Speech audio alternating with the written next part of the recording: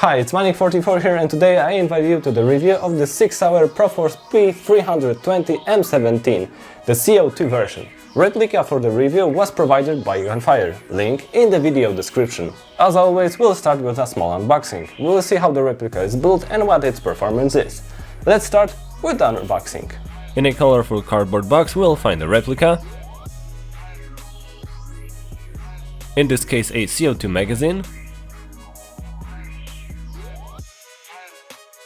a hop-up adjustment key, an Allen key for mounting the capsule in the magazine, and a short instruction manual in several languages.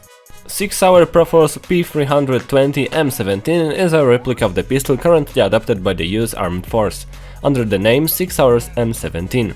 The quality of the pistol is at very high level. The frame is made of polymer with a matte surface that is very pleasant to the touch. On the handle itself we find the textured surfaces to improve the grip. At the grip we will also find the point to attach the lanyard. At the front of the frame there is a short rail on which we can easily mount a flashlight.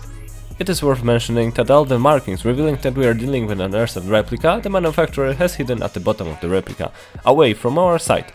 And this is the mark required for the German market and warning that the replica is not a toy. The frame also has a small window through which we can see the individual serial number. The metal slide features a laser engraved Sauer M17 marking. The replica has unadjustable sights, but the rear sight can be uninstalled, and in its place, using a special plate, we can mount a small red dot sight. On the chamber you can find the engraved caliber of the firearm counterpart. The magazine in CO2 is made almost entirely of metal. Made of polymer, we have a magazine base, BB follower and the feeder lips. Installation of the 12-gram CO2 capsule is very simple. We put it in the magazine this way and then tighten it with the key from the set. We should hear a short hiss and it's ready. Magazine can hold up to 21 BBs. Just pull back the follower and load the BBs through the wider portion of the window.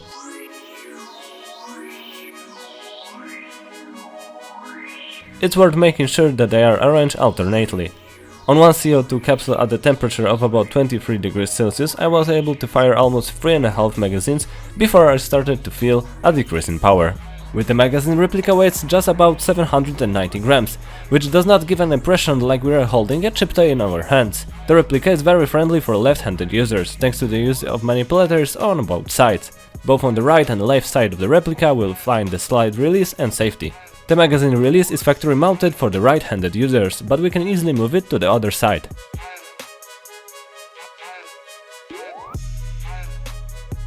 Every part is fitted very well, we won't find anything loose or rattling. Between the frame and the slide is small when moving the slide from side to side, but a bit bigger when moving up and down. However, this does not interfere in any way during normal use. The magazine goes in easily and has a slight slack. To reload the replica we need to use a bit of force, because the slide makes a clear resistance. But after release it will reward us with very pleasant metallic sound of impact. The trigger is clearly harder and more pronounced at breakpoint than other replicas I used. I would honestly count it as a plus. Hop-up setting is quite simple and in contrast to most replicas available on the market does not require removing the slide. Just pull the slide back and use the tool from the set to turn the spring guide, increase the hop-up to the right and decrease it to the left. To be honest, we don't even need this tool because the whole procedure can be done with your fingers without any problem. The tool can be useful when trying to do it in gloves.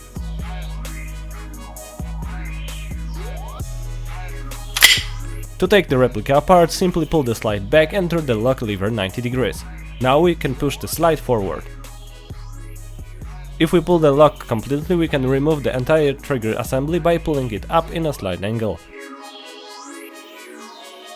This way we have very simple access to the internal parts for lubrication and maintenance of the replica. To pull the barrel, we have to take out the slide guide. Don't worry, hop-up should not change from this.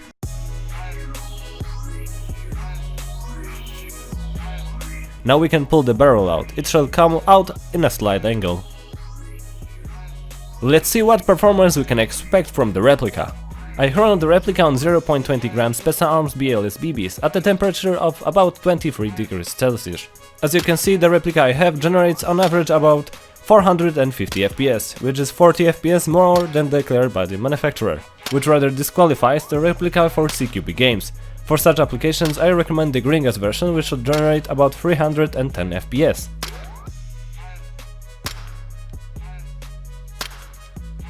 I do shooting test on 0.28 gram Spetsnaz Arms BLS BBs. From the distance of 30 meters, hitting a target the size of a human torso is not a big problem.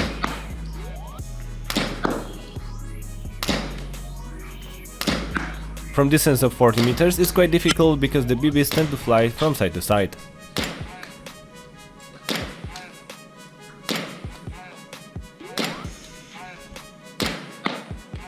From distance of 50 meters, the hitting a target is a lottery.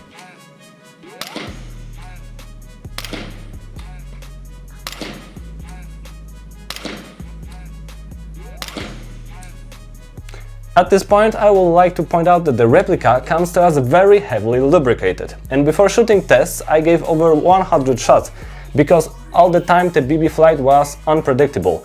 Only after some time I noticed that the shots are becoming more and more consistent. Probably the backing had to break in, and the replica had to get rid of the excess grease. It's possible that after firing more shots, accuracy and consistency will slightly improve. Replica is made very well from high quality materials. Thanks to use of the manipulators on both sides, it's very ergonomic. The replica holds well in your hands and shooting from it is a pleasure, thanks to the hard trigger and strong kick. In the CO2 version, the replica is characterized by a quite high power, which may disqualify it from using in short-range fights. For this purpose, I would recommend a green gas version. When it comes to holsters, at the moment we can only choose universal holsters made of material or dedicated holsters to a real firearm.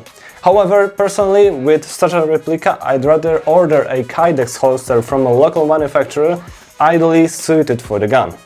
The replica is still relatively new, but it has had a rather difficult start, because from various sources we can learn about numerous problems, such as breaking air nozzle after a dozen or so shots, or even slides.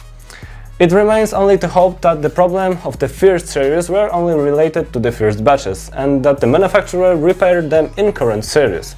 The copy that I received does not have any visible flaws, and if you get one like mine, I could honestly recommend it. At the end I left the price issue. At the gunfire, replica costs about 210 euros, but I'm not surprised when looking at the quality of the workmanship and the original markings of the firearm counterpart. If you are interested in this replica and would like to buy it a little bit cheaper, I recommend using my discount code for 12% at gunfire, thanks to which you will be able to reduce the price of this replica to around 180 euros. Code in the video description. Let me know what you think about this replica and what next would you like to see on my channel. If there is something in Gunfire's offer and there's not enough information on the internet about it, let me know, maybe I can do a review of it. And for now, thanks for watching and see you next time.